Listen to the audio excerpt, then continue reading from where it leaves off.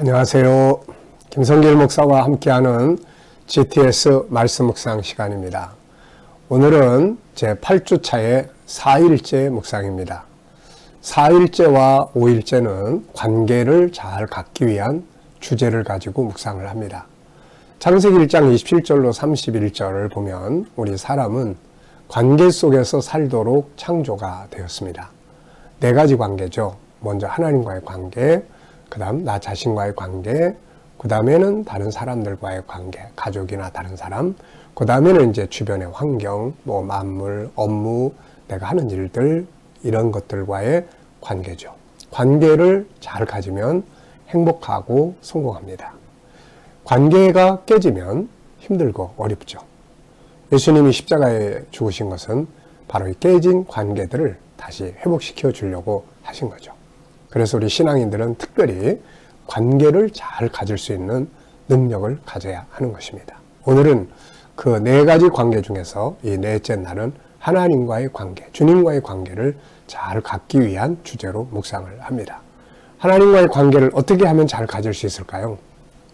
네 가지 과정이 있습니다. 우선 첫째는 예수님 내가 믿는 거죠. 두 번째는 그분이 나와 함께 계신다 하는 것을 의식하며 사는 겁니다. 그래서 항상 주님을 좀 의식하고, 주님 오늘도 보고 계시죠. 주님이라면 그 의식하며 사는 거고, 그 다음에 세 번째는 주님과 소통하는 거예요. 묻고 응답을 받는 거죠. 주님 이럴 때 어떻게 해야 되죠? 주님이라면 어떻게 하시겠습니까? 그러면 이제 주님이 응답을 주세요. 어떻게 주십니까? 우선 말씀을 생각나게 하시고, 아니면 주님의 가신 길들을 하나씩 떠오르게 하시기도 하고, 또 하나는 성령의 감동하심을 주시기도 하시고, 또 하나는 깨닫게도 하시고, 다양한 방법으로 우리에게 응답을 주세요. 그럼 이제 네 번째는 뭐 하겠습니까? 응답을 따라 살아가는 거죠. 자, 오늘은 하나님과의 관계를 잘 갖기 위한 묵상이에요. 하나님 마음 느껴보는 것입니다. 자, 그럼 오늘도 우리 본문 말씀 한번 같이 단어 하나하나를 생각하면서 읽어보겠습니다. 묵상 방법은 전체를 읽어보면서 은혜 받는 방법, 또 하나는 단어 하나, 문장 하나를 깊이 생각하면서 은혜 받는 방법, 그리고 또 하나는 질문을 집어넣어서 묵상하는 방법. 하나는 흐르는 물, 하나는 깊이 있는 것을 파서 끌어올리는 물. 이렇게 묵상을 합니다. 복 있는 사람은 악인들의 꾀를 따르지 아니하며 죄인들의 길에 서지 아니하며 오만한 자들의 자리에 앉지 아니하고 오직 여호와의 율법을 즐거워하여 그의 율법을 주야로 묵상하는도다. 그는 시냇가에 심은 나무가 철을 따라 열매를 맺으며 그 잎사귀가 마르지 아니한 같으니 그가 하는 모든 일이 다 형통하리로다. 악인들은 그렇지 아니하며 오직 바람에 나는 겨와 같도다. 그러므로 악인들은 심판을 견디지 못하며 죄인들이 의인들의 모임에 들지 못하리로다. 무릇 의인들의 길은 여호와께서 인정하시나 악인들의 길은 망하리로다. 아멘. 자, 오늘 이제 네 번째 날 묵상. 먼저 감사한 일 찾아보는 것입니다. 감사한 일. 어제 감사했던 것들 한번 쭉 기억해 보십시오. 그냥 지나가면 다 잊어버릴 것들인데 어제 내가 아침부터 하루 종일 어떤 일들을 하고 있었는지, 또 그 속에 감사한 것은 무엇인지 한번 좀 생각해 보시면 기억력도 좋아지고, 또 그냥 잊어버리지 않고 기억하는 능력을 키우게 됩니다. 또 오늘 하루 동안 시작하면서 감사한 일이 뭔지, 이렇게 묵상으로 출발하는 것부터가 다 감사하고, 내가 혼자 호흡도 하고 먹기도 하고, 또 화장실 가서 볼 일도 잘 보고, 다 감사한 일들입니다. 자, 1번부터 한번 보겠습니다. 감사한 일은 여러분들이 이제 감사한 것들 다 적으시면 되고요. 어려운 일이 있다 하더라도 그 속에 또 감사한 것들이 분명히 있습니다. 그 감사한 일들을 찾아서 가시면 어려운 일들을 아름답고 감사한 일들로 바꿔갈 수가 있게 되는 거죠. 어렵다고 해서 계속 원망불평하면은 계속 더 안 좋아지고, 어렵지만 감사하기 시작하면 일단 마음의 안정감을 갖게 되고 환경이 감사한 일들로 바뀔 수가 있습니다. 감사는 그런 능력을 가진 은혜의 단어들이에요. 1번입니다. 본문에서 오늘 깨달은 건 뭔가? 자, 복 있는 자. 저는 이 복 있는 자 오늘 좀 생각을 많이 해봤습니다. 그래서 이 복 있는 자를 생각을 하면 몇 가지 내용이 우선 떠올라요. 제일 먼저 하나님이 사람 만들어 놓으시고 창세기 1장 28절에 저희에게 복을 주어 가라사대. 그래서 하나님이 주신 복이 있습니다. 하나님이 주신 복. 이 복을 우리가 성경에서 이렇게 쭉 찾아보면은 복에 관한 말씀이 굉장히 많이 나오죠. 그 중에서도 창세기 1장 28절 생육 번성, 가정의 복, 자녀의 복, 또 만물을 다스리는 삶의 복. 그리고 이제 신약 성경으로 쭉 넘어오면 예수님의 팔복이잖아요. 이건 삶의 복이에요. 마음의 안정을 가지고 마음의 천국 이룰 수 있는 복. 그 다음에 또 우리가 쭉 에베소서 1장 3절을 보면 바울 사도는 하늘에 속한 신령한 복이라는 말씀을 했어요. 신령한 복. 그 신령한 복이 뭔지를 보려면 요한계시록으로 쭉 가보면 계속 요한계시록에는 7가지의 복에 대해서 이야기를 합니다. 그 중에 계시록 22장 14절에 생명나무에 나가며 문들을 통하여 성에 들어갈 권세를 받는다. 자기 두루마기를 빠는 자가 복이 있나니. 마침내 하나님의 나라에서 생명수 강가에서 생명나무의 과실을 먹을 수 있는 복이죠. 영생의 복입니다. 그래서 참 이 복이 있는 자. 그런데 창세기 3장에 와서 이 복을 잃어버렸어요. 창세기 3장에 와서 인간이 죄를 짓고 난 다음에 하늘의 복도 잃어버렸고 땅의 복도 잃어버렸고 그래서 쫓겨났습니다. 창세기 4장에서부터 이제 복을 찾아가는 인간들의 모습을 보게 됩니다. 여기에 2가지 방법이 있는 거죠. 하나는 인간이 만들어 놓은 방법들을 찾아서 복을 누리려고 하는 것이죠. 사람의 방법들을 가지고. 그런데 또 하나는 하나님이 주신 말씀 속에 들어있는 복이에요. 시편 1편은 바로 그것을 보여주는 거예요. 세상이 말하는 복이라고 하는 것, 세상이 제약된 방법이나 오만한 방법으로 복을 찾아가는 게 아니라 우리는 하나님 말씀 속에, 성경 속에는 우리 인간이 누려야 될 복에 관한 이야기가 쫙 들어있잖아요. 땅의 복부터 삶의 복, 하늘의 복까지. 그래서 하나님의 말씀을, 우리는 하나님의 말씀을 중심으로 복을 찾아가는 겁니다. 이것이 바로 우리들이 해야 되는 아름다운 일들이죠. 자, 참 깨달은 거, 성경 전체의 이야기가 이 시편 1편 속에 있다 하는 걸 느끼게 됩니다. 2번째입니다. 본문을 보면 하나님은 우리가 무엇을 누리기를 바라시는가? 복을 누리기를 바라시죠. 자, 첫째는 무슨 복이에요? 땅의 복. 2번째는 예수님이 말씀하신 팔복은 삶의 복이에요. 관계의 복. 그리고 또 마음의 복이에요. 평안한 복. 네. 그 다음에 이제 하늘에 속한 신령한 복. 천국의 복이죠. 자, 3번째입니다. 본문을 볼 때 하나님은 우리가 어떻게 살기를 바라십니까? 하나님은 우리가 복을 누리기를 바라시면서 그 복의 길인 율법을 주야로 묵상하기를 바라세요. 죄인의 길. 이거는 다 세상 사람들이 세상적 방법으로 복을 찾아가는 거예요. 우상 앞에 빌고 안 좋은 방법으로 물질을 얻으려고 하고 뭐 탐욕적이고 또 가지고 있어도 쾌락적이고 그러니까 이런 방법으로 복을 누리지 말고 성경이 기록된 대로 복을 누려갈 수 있도록 하라는 거죠. 4번째입니다. 하나님의 사람들이 악인의 꾀를 따라가고 죄인들의 길에 서 있고 오만한 자들의 모습을 따라갈 때 하나님 마음은 어떤 마음이 드실까? 기분 안 좋으시죠? 속상하시죠? 하나님의 백성들이 하나님의 방법으로 복을 얻으려고 하고 복을 누려야 되는데 세상 사람들의 방법을 자꾸 따라가려고 하면 하나님께서 참 속상해 하시죠. 자, 우리가 주의 말씀을 주야로 묵상하며 살아가는 모습을 보실 때 하나님 마음은 어떠하실까? 기뻐하시죠. 우리가 시작을 기도로, 말씀으로, 삶의 현장에서 떠오르는 하나님 말씀대로 정직하고 신실하고 부지런하고 또 창의적이고 하나님의 법을 따라서 얻은 물질을 하나님의 말씀을 따라 선한 일에 사용하고 선교를 위해서 복음을 위해서 사용하고 얻는 것도 성경대로 쓰는 것도 성경대로 이것이 우리가 가야 될 길이고 복을 누리는 방법입니다. 하나님 이런 거 보면 굉장히 기뻐하시죠.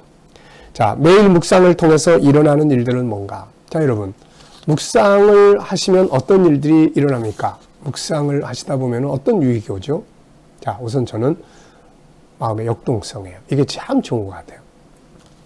우리가 우리 믿는 사람들은 매일매일 내 안에 감동이 있어야 되고 내 안에 생명력이 있어야 되거든요. 이게 감동, 느낌, 깨달음. 이게 없어져 버리면 진짜 아주 답답한 거죠. 근데 묵상은 바로 역동성, 그 평안함, 그리고 때로는 말씀을 생각하기 때문에 담대함을 가질 수가 있습니다. 자, 묵상을 통해서 하나님, 주님과 어떤 교통이 이루어지고 있나요? 교통이라는 것은 주님의 은혜를 내가 받는 거고, 내가 주님께 영광 돌리는 거고, 또 주님께 묻는 거고, 그 응답을 살아가는 것, 이거 말하는 거예요. 그래서 우리가 묵상을 그냥 성경 한 장 읽는다 이렇게 생각하지 말고, 이걸 통해서 예수님과 내가 지금 서로 소통하고 있다. 주님, 이게 무슨 뜻이죠? 네. 주님의 뜻이 이거네요. 네. 주님, 감사합니다. 그래서 말씀을 통해서 주님을 만나는 거거든요. 그 만났을 때 감동이 있고, 만났을 때 주님과 그런 영적인 하나가 되기 때문에 능력이 있게 되는 거죠. 묵상은 주님과의 만남의 유익을 줍니다. 그래서 만나서 묻고, 응답받고, 참, 역동성. 네. 오늘도 우리가 세상 살아가면서 내 속에서 막 그분이 묵상한 말씀들을 생각나게 하셔서 그 말씀을 가지고 일하시면 얼마나 좋겠습니까? 때로는 담대함도 주시고, 네. 전능하사. 지난 주간에 우리 사도신경 묵상했잖아요. 힘들면은 요즘에는 그 말씀이 많이 떠올라요. 전능하사. 전능하신 하나님을 믿는 사람이 어떤 마음을 가져야 될까? 그래, 담대하자. 네, 이렇게. 그러니까 묵상하는 말씀들이 내 안에서 때를 따라 이렇게 탁탁 떠올라서 그 말씀이 나를 이끌어주는 거. 이게 얼마나 좋은 것입니까, 이게. 자, 다섯 번째는 이제 오늘 하루 주님과의 관계를 이제 잘 갖기 위한 삶을 이제 살기 위해서 이런 질문을 해놨습니다. 나는 하루를 살아가면서 주님을 얼마나 의식하며 살고 있는가? 누구한테 말 한마디 해놓고 주님이 어떻게 생각하실까? 어려운 일을 만났을 때 막 낙심하고 있는 자기 모습을 보면서 주님이 어떻게 생각하실까? 그래서 주님을 의식하는 것.